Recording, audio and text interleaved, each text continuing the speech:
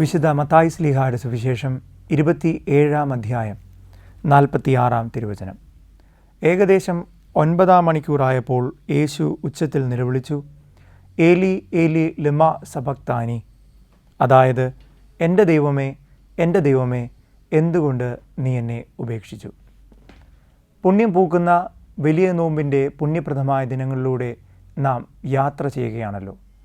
പുണ്യത്തിൽ ആഴപ്പെടുവാനും വിശുദ്ധിയിൽ ജീവിക്കുവാനും തിരുസഭ നമ്മെ ഈ കാലഘട്ടത്തിൽ ക്ഷണിക്കുന്നുണ്ട്. ഏകദേശം 9-ാം മണിക്കൂറായപ്പോൾ കുരിശിൽ ഭയാനകമായ ഒരു നിലവിളി ഉയർന്നു. അവിടെ ഒരു മനുഷ്യൻ നിലവിളിച്ച് കരയുകയാണ്. അത് സാധാരണ ഒരു മനുഷ്യനായിരുന്നില്ല. ചരിത്രത്തിൽ നീതിമാന്മാരുടെ രക്തം ഹാബേലിൻ്റെ മുതൽ സക്രിയായുടെ വരെ ചിന്തപ്പെട്ടിട്ടുണ്ട്. എന്നാൽ യേശു സാധാരണ ഒരു മനുഷ്യനായിരുന്നില്ല.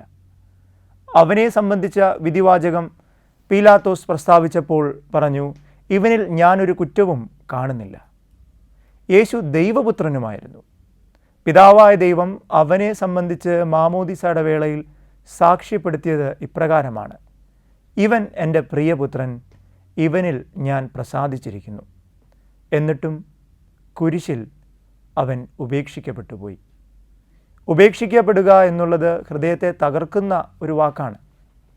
ഉപേക്ഷിക്കപ്പെട്ട ഒരു നഗരം, ഉപേക്ഷിക്കപ്പെട്ട ഒരു സുഹൃത്ത്, ഉപേക്ഷിക്കപ്പെട്ട ഒരു കുഞ്ഞ്, അവയെപ്പറ്റിയൊന്ന് ആലോചിച്ച് നോക്കുക.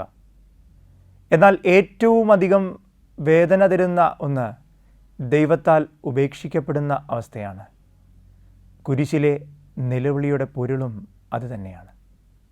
ബാല്യകാലം മുതൽ പിതാവിൻ്റെ സന്തോഷമായിരുന്ന പുത്രൻ, ഏതാണ്ട് 33 വർഷക്കാലം പിതാവിൻ്റെ സാന്നിധ്യത്തിൽ നിന്ന് വ്യതിചലിക്കാതെ ജീവിച്ച ഒരു പുത്രൻ, ഇതാ ആ പ്രിയപുത്രന് നേരെ പിതാവ് തൻ്റെ മുഖം തിരിച്ചിരിക്കുകയാണ്.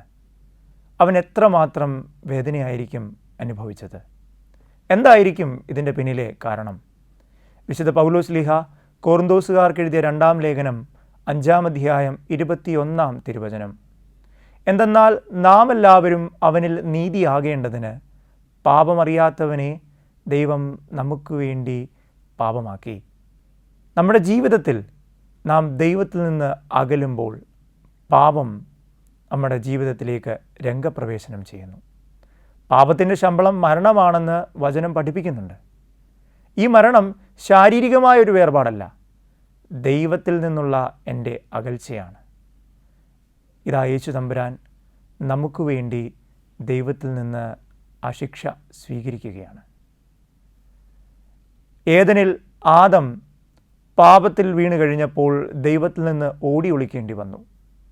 ഇതാ ക്രിസ്തു കുരിശിൽ ആ ശിക്ഷ ഏറ്റുവാങ്ങുകയാണ്. ദൈവം അവനിൽ നിന്ന് അകലുന്ന ഒരവസ്ഥ. ഇത് ആത്മീയമായൊരു ഏകാന്തതയാണ്.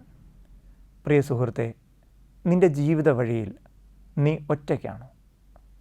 നിൻ്റെ ജീവിത വഴിയിൽ നീ തകർക്കപ്പെട്ടവനാണോ? രാവന്തിയോളം പണിയെടുത്തിട്ടും ഇനിയും സ്നേഹം ലഭിക്കാതെ പോയ ഒരു കുടുംബനാഥനാണോ നീ? ഒരായുസ് മുഴുവൻ വിശ്വസ്തയോടെ ജീവിച്ചിട്ടും ഭർത്താവിൻ്റെ സ്നേഹം ലഭിക്കാതെ പോയ ഒരു ഭാര്യയാണോ നീ? സ്വന്തം സ്വപ്നങ്ങളെ മക്കൾക്ക് വേണ്ടി ത്യജിച്ചിട്ടും വഴിതെറ്റിയോടുന്ന മക്കളുള്ള മാതാപിതാക്കളാണോ നിങ്ങൾ? കുരിശിലെ ആ നിലവിളി നിങ്ങളെ ചേർത്ത് നിർത്തുന്നുണ്ട്. കുരിശിലെ ആ നിലവിളി നിങ്ങളെ സ്വീകരിക്കുന്നുണ്ട്. യെശയ്യാ പ്രവാചകൻ്റെ പുസ്തകം 53-ാം അധ്യായം 5-ാം തിരുവചനം: നമ്മുടെ അകൃത്യങ്ങൾക്ക് വേണ്ടി അവൻ മുറിവേൽപ്പിക്കപ്പെട്ടു, നമ്മുടെ അതിക്രമങ്ങൾക്ക് വേണ്ടി അവൻ ക്ഷതമേറ്റു. അവൻ്റെ മേലുള്ള ശിക്ഷ നമുക്ക് രക്ഷയായി, അവൻ്റെ ക്ഷതങ്ങളാൽ നാം സൗഖ്യം പ്രാപിച്ചു. സ്നേഹമുള്ളവരെ, ഈ വലിയ നോമ്പുകാലം നമ്മെ ക്ഷണിക്കുന്നുണ്ട് അവൻ്റെ സ്നേഹത്തിലേക്ക് കടന്നു വരുവാൻ. ആ സ്നേഹം നമ്മെ ചേർത്ത് നിർത്തുന്നുണ്ട്. അവൻ്റെ സ്നേഹം നമുക്ക് വേണ്ടി നമ്മുടെ പാപമാകുന്ന ശിക്ഷകളെ ഏറ്റെടുത്തു. ഇനിയും ചിന്തിക്കുന്നുണ്ടോ, ഞാൻ ചെയ്യാത്ത കുറ്റങ്ങൾക്ക് വേണ്ടിയാണ് ഞാൻ സഹിക്കുന്നതെന്ന്? എങ്കിൽ നമുക്കിങ്ങനെ പ്രാർത്ഥിക്കാം: നാഥ, എൻ്റെ ചുറ്റുമുള്ളവരുടെ വിശുദ്ധീകരണത്തിന് വേണ്ടി എൻ്റെ സഹനങ്ങളെ ഞാൻ സമർപ്പിക്കുന്നു.